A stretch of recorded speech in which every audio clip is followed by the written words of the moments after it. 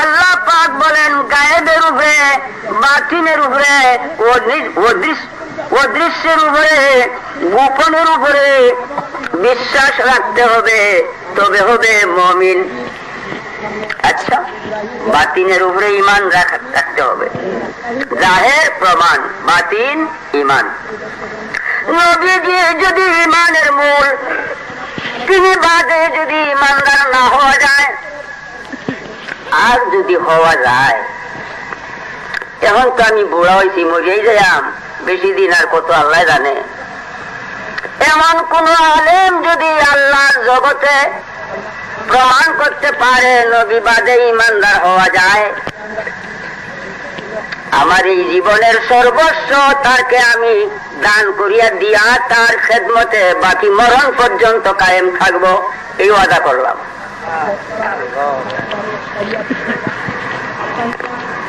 নবী করিম সাল্লাল্লাহু আলাইহি ওয়াসাল্লাম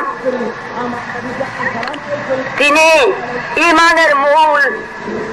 ঈমান যদি বাতেন, নবী জাহের হইলে হইবে প্রমাণ, যদি বাতেন তবে ঈমান।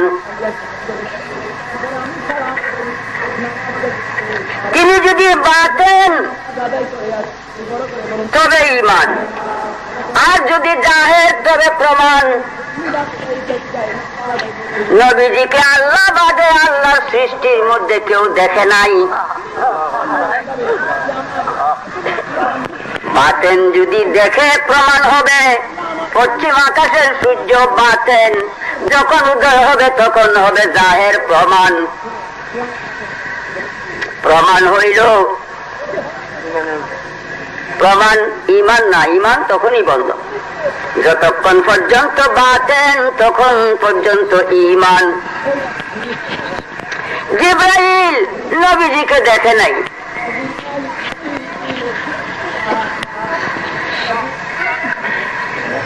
কোন সাহাবী নবীজিকে দেখে নাই। যদি দেখতো আর ঈমান থাকতো না, প্রমাণ হয়ে যাইত। যতক্ষণ বাতিন ততক্ষণ ঈমান। নবীজি বাতেন, প্রশ্ন করতে পারেন। সাহাবী করছে নবীজির পিছনে, সাহাবীরা নবীজির সঙ্গে যুদ্ধে গেছে। স্বয়ং নবী করিম সাল্লাল্লাহু আলাইহি ওয়াসাল্লাম তরবারি হাতে নিয়ে ময়দানে নামছে। সাহাবীদের হাতে, সাহাবীগণ নবী করিম সাল্লাল্লাহু আলাইহি ওয়াসাল্লামের হাতে বায়াত নিছে।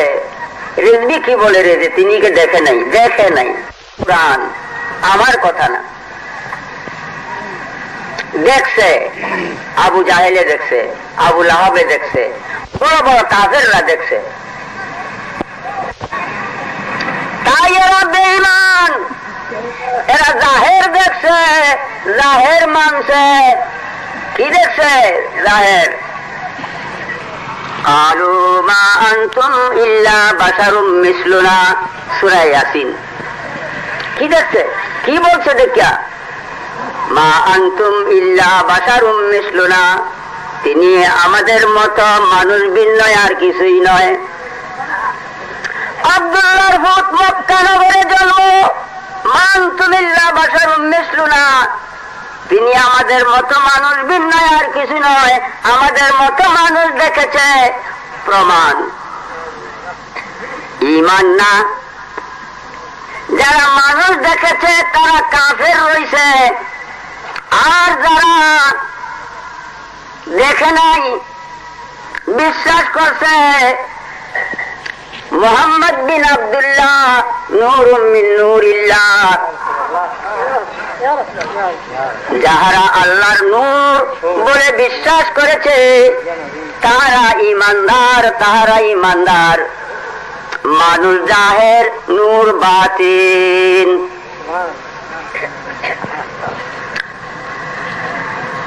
ভাইও আমার,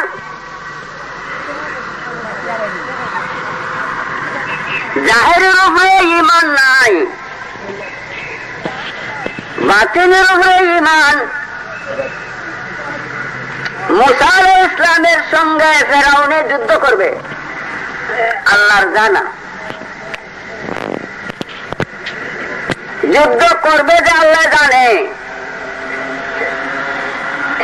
এই জন্য আল্লাহ মুসা আলাইহিস সালামকে যুদ্ধবিদ্যা শিক্ষা দিচ্ছেন। যুদ্ধ হইবার আগে যুদ্ধ শিক্ষা দিয়েছেন। ফেরাউনকে পরাজিত করার জন্য মুসা আলাইহিস সালাম জয় লাভ হওয়ার জন্য আল্লাহ নিজে যুদ্ধের ট্রেনিং দিয়েছেন।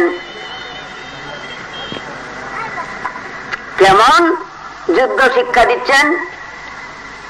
একদিন মুসা আলাইহিস সালামকে আল্লাহ পাক বলেন, ইয়া মুসা আলকি আসাকা, মুসা তোমার হাতের লাঠি জমিনে ছেড়ে দাও।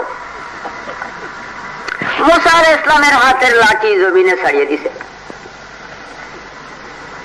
ফালাইয়া দিছে। জমিনে ফেলে দেওয়া মাত্রই, বাবা কই যাও, মুসা আলাইহিস সালামের হাতের লাঠি জমিনে ছেড়ে দেওয়া মাত্রই, এখন বলুন তো আয়াত আপনারা, ফাইযা হিয়া হাইয়াতুন তাসা, একটা সর্প হয়ে গেছে। হ্যাঁ, আজদাহা, কুরআন আমার কথা না, একটা আজদাহা হয়ে গেছে, সাপ। আজদাহা সর্পটি দৌড়ে দৌড়ে টপ করে ব্যাং ধরে আর খায়, আবার লেদায়, পায়খানা করে। এখন আমি জিজ্ঞাসা করি, সাপটি জাহের বাতেন কি? লাটিয়ে কোনদিন খায়, লেদায়, দৌড়াদৌড়ি করে? আমি জিজ্ঞাসা করব বিশ্ব জগতের আলেম ভাইদেরকে, এই যে আল্লাহ কইছেন লাঠি ছেড়ে দাও আর ছেড়ে দিছেন, আর যা হয়ে গেছে,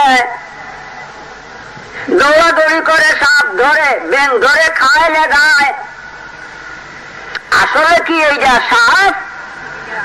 বিশ্বাস কোন জিনিসের প্রতি, ঈমান কিসের প্রতি রাখতে হবে? আসল কি? আসল লাঠি, কিন্তু এখন রূপ ধরেছে কিসের? সাপের। দৌড়াদৌড়ি করে, ব্যাং ধরে, খায়, লেদায়, কিন্তু আসলে লাঠি। ঈমান জাহের নয়, ঈমান বাতেন। আসলে সাপ না, আসলে লাঠি। এই আসল লাঠিকে সর্প বানাইল কেন? ফেরাউনকে পরাজিত করিয়া আল্লাহর দ্বীন প্রচার করার জন্য আল্লাহ যুদ্ধ শিক্ষা দিয়েছে। কিছুদিন পরে হঠাৎ যুদ্ধের ঘোষণা, ফেরাউনের সঙ্গে যুদ্ধ হবে। মুসা আলাইহিস সালাম প্রস্তুতি নিচ্ছে, ফেরাউনও তৈয়ার, যুদ্ধ করবে। লাখ লাখ সর্প ফেরাউনের তন্ত্র মন্ত্রের দ্বারা বানাইয়া ছাড়ছে মুসা আলাইহিস সালামের দিকে। লাখ লাখ সর্প কিলিবিলি কিলিবিলি লম্প জম্প দিয়া মুসা আলাইহিস সালামের দিকে আসতেছে। ফেরাউনে যে সর্প ছাড়বে মুসা আলাইহিস সালামের দিকে, আল্লাহ জানতো কিনা যে সে সর্প দিয়া যুদ্ধ করবে? আল্লাহ জানতো। তাই মুসা আলাইহিস সালামকে আগেই যুদ্ধবিদ্যা শিক্ষা দিয়েছে, হাতের লাঠিকে সর্প বানাইছে। সর্প আসতেছে লাখে লাখে, চতুর্দিক দিয়া, লম্প দিয়া। মুসা আলাইহিস সালামকে আল্লাহ পাক তখন আদেশ দেন, ইয়া মুসা আলকি আসাকা, মুসা এখন তোমার হাতের লাঠি ছেড়ে দাও। আবার হাতের লাঠি ছেড়ে দিছে। বিরাট এক আজদাহা হয়ে গেছে, এক টুট নিচে আর একটা টুট আকাশ বরাবর উপরে। আপনারা যে ধান ক্ষেতের লাইলের মধ্যে আনতা পাতেন, আনতা ফল্লা দিয়ে আয়া মাছ আনতার ফেরত হান্দায়, ঘরে টান্ডা তুললেন, মাছের জীবন শেষ।